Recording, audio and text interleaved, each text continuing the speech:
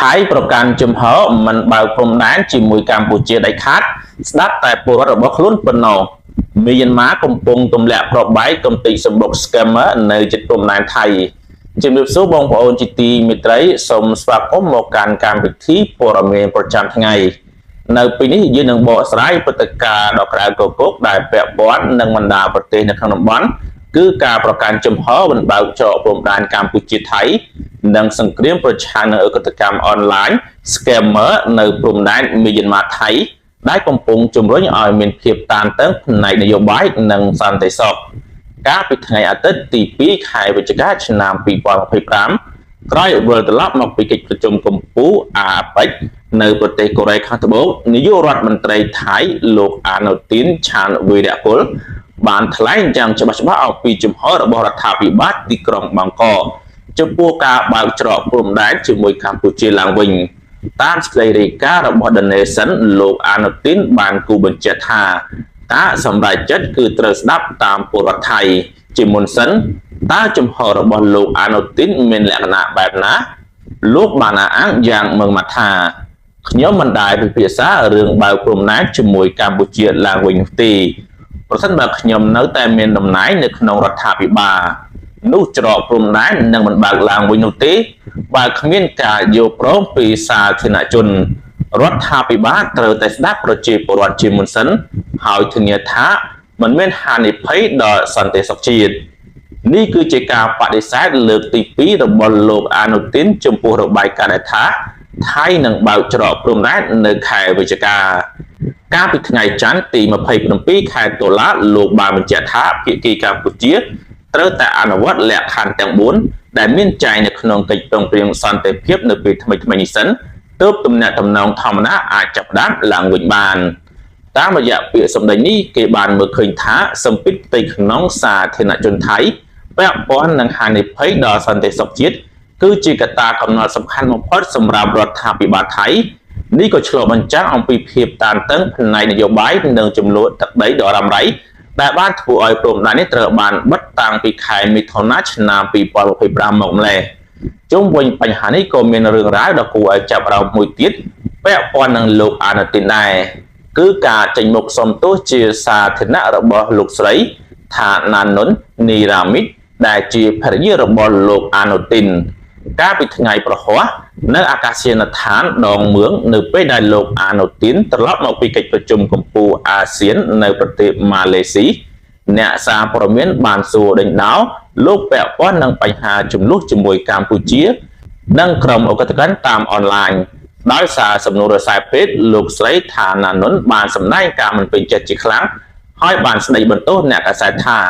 ហេតុអ្វីបានជាអ្នកមានចិត្តអាក្រក់នេះចំពោះនាយករដ្ឋមន្ត្រីយ៉ាងនេះលើកក្រោយខ្ញុំនឹងចាំទុកសំណួរនេះច្រើនពេកហើយយ៉ាងណាមិញក្រោយរងការរិះគន់លោកស្រីថាណានុនបានចេញសារសុំទោសវិញដោយទទួលស្គាល់ថាពាក្យសម្ដីរបស់លោកស្រីអាចត្រូវបានគេមើលថាមិនសមរម្យនិងធ្វើឲ្យអ្នកសារព័ត៌មានមានអារម្មណ៍មិនល្អនេះបង្ហាញអំពីភាពរសើបនៃបរិយាកាសនយោបាយថៃនិងសារៈសំខាន់នៃការគោរពលទ្ធិសារព័ត៌មានងាកមកស្ថានភាពនៅព្រំដែនមីយ៉ាន់ម៉ាថៃវិញម្ដងភាពតានតឹងបានកើនឡើងដល់កម្រិតកំពូលយោធាមីយ៉ាន់ម៉ាកំពុងបង្កើនយុទ្ធនាការកម្ចាត់ក្រុមឧក្រិដ្ឋកម្មតាមអនឡាញឬ scammer យ៉ាងចាស់ដៃតាមរយៈការចេញផ្សាយដោយអាមេរិននៅថ្ងៃសៅរ៍ទី1ខែវិច្ឆិកាឆ្នាំ2025កងកម្លាំងឆ្មាំការពារព្រំដែនដែលជាសម្ព័ន្ធមិត្តរបស់យោធាមីយ៉ាន់ម៉ាបានទម្លាក់ប្របែកជាប់គ្នាអស់រយៈពេល9ថ្ងៃដើម្បីកំទេចសម្បុក scammer ឲ្យខ្ទេចមាត់នៅតំបន់សេដ្ឋកិច្ចពិសេស KK Park នៅក្នុងស្រុកមីយ៉ាវ៉ាឌីរដ្ឋការ៉ែននៅជាប់នឹងឃុំម៉ែគូស្រុកម៉ែសោតខេត្តថាប់នៃប្រទេសថៃ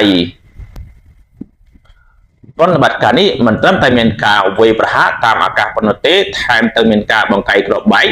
និងការបង្កើនប្រតិបត្តិការដល់ទៅមួយថ្ងៃ4ដងទៀតផង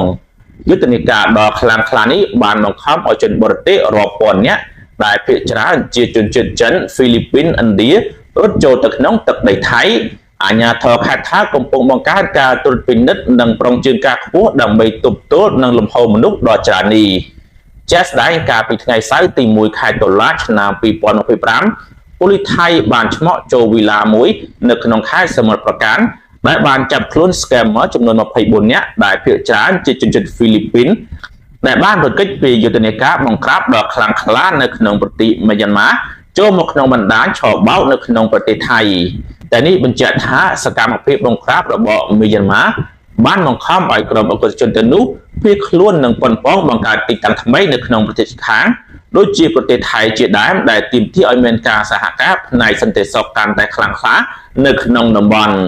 សរុបមកស្ថានភាពនយោបាយនិងសន្តិសុខនៅតំបន់ព្រំដែននៃប្រទេសថៃនាពេលបច្ចុប្បន្ននេះកំពុងស្ថិតនៅក្នុងភាពតានតឹងយ៉ាងខ្លាំងក្លានៅតែបិទដោយរងចាំការសម្រេចចិត្តពីសាធារណរដ្ឋថៃ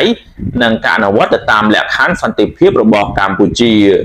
ជំហររបស់នាយករដ្ឋមន្ត្រីអានូទីនបានឆ្លុះបញ្ចាំងអំពីការយកចិត្តទុកដាក់ខ្ពស់ទៅលើសន្តិសុខកំពុងរងសម្ពាធពីសង្គ្រាមប្រឆាំង scammer របស់មីយ៉ាន់ម៉ាដែលបង្កើនលំហូរជនបរទេសឆ្លងដែននាំឲ្យមានការរីករាលដាលនៃបណ្ដាញឆបោកនៅក្នុងទឹកដីនៃប្រទេសថៃភាពចលាចលទាំងនេះតម្រូវឲ្យរដ្ឋាភិបាលនៅក្នុងតំបន់យកចិត្តទុកដាក់និងសហការគ្នាដើម្បីទប់ស្កាត់ហានិភ័យទាំងផ្នែកសន្តិសុខនយោបាយឧក្រិដ្ឋកម្មឆ្លងដែនយើងនឹងបន្តតាមដានព័ត៌មានថ្មីៗនៅពេលក្រោយទៀតសូមអរគុណចំពោះការតាមដាន